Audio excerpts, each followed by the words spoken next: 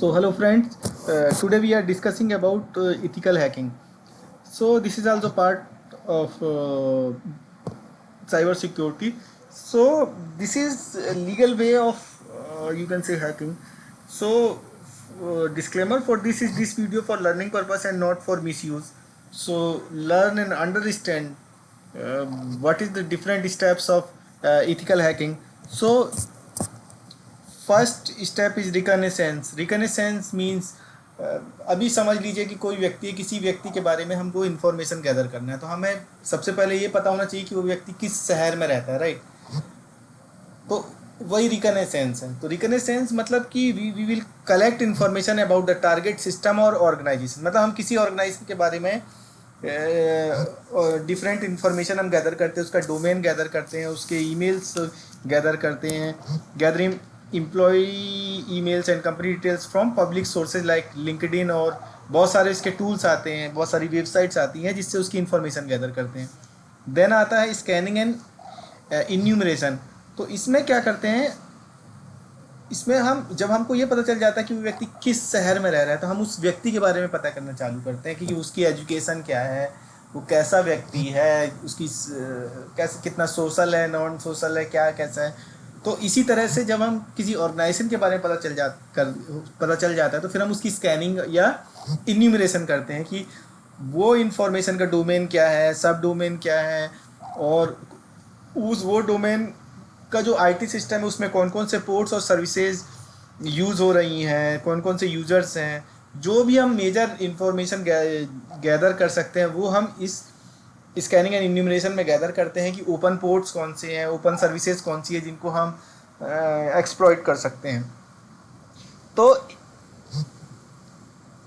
इसके बाद आता है थर्ड स्टेप, थ्रेट मॉडलिंग. मतलब हम फिर जब हमको ये पता चल जाता है कि इसके ये पोर्ट ओपन है या उसके बारे में जो वल्नरेबिलिटी के बारे में पता चल जाता है, तब हम डिज़ाइन करते हैं कि हमको उसको एक्सप्लॉइट करने के लिए, मतलब दिस इज़ ये क्या है, हम जो हमको इथिकल हैकिंग है वो कहीं भी परफॉर्म करने के लिए उस कंपनी का रिटर्न में परमिशन होना चाहिए.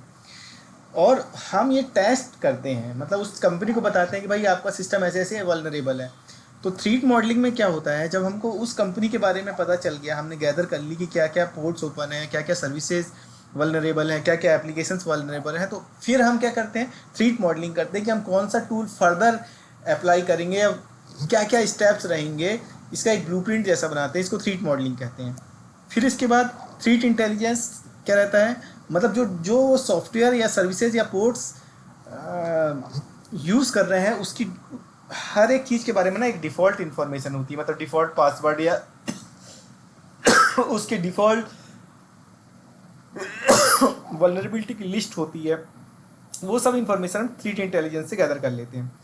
देन हम वल्नरेबिलिटी असेसमेंट, मतलब फिर हम वल्नरेबिलिटी को ना असेस करते हैं कि उसकी सिक्योरिटी की क्या वीकनेस है ना, finding outdated software with known vulnerability, ये सब इन्फॉर्मेशन गैदर करते हैं.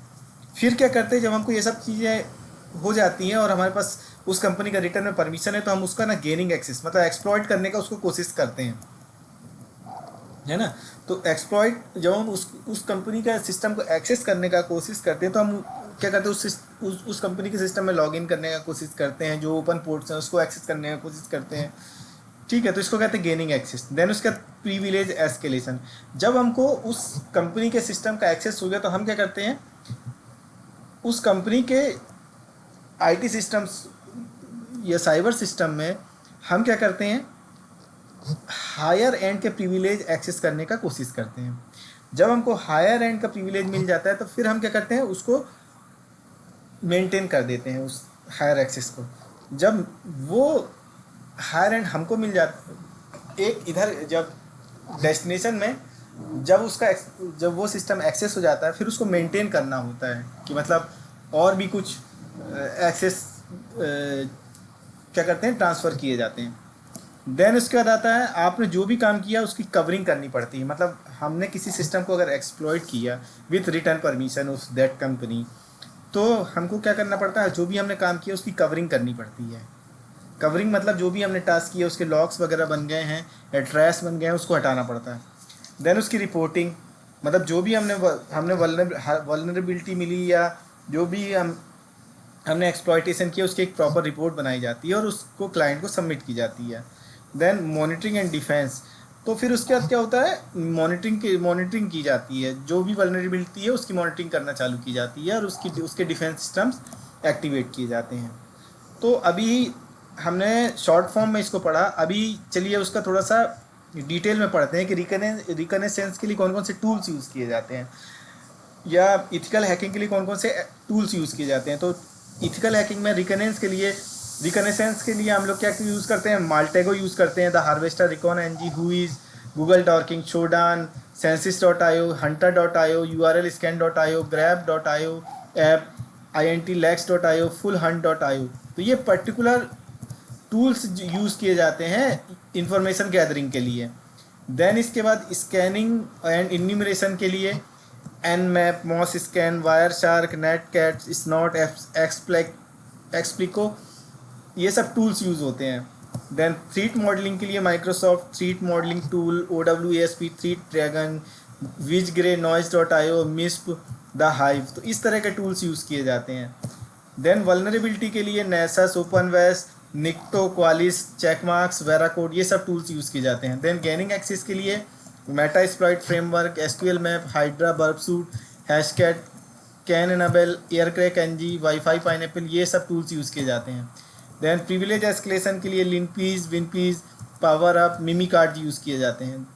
देन मेंटेनिंग एक्सेस के लिए Mimikatz, PowerShell, Cobalt Strike, BloodHound जैसे टूल्स यूज़ किए जाते हैं। देन कवरिंग एंड ट्रैकिंग के लिए timestomp, Metasploit tools use किए जाते हैं। देन रिपोर्टिंग के लिए Dradis, Faraday, Microsoft Word, Jira use किया जाता है। देन मॉनिटरिंग एंड डिफेंस के लिए सोलर विंड यूज़ किया जाता है। तो ये अभी शॉर्ट में मैंने बताया कि क्या क्या एप्लीकेशंस यूज़ किए जाते हैं। अगले वीडियो में मैं आपको पूरा आपको बताऊंगा कि ये टूल्स कैसे यूज़ किए जाते हैं। Thanks for listening me.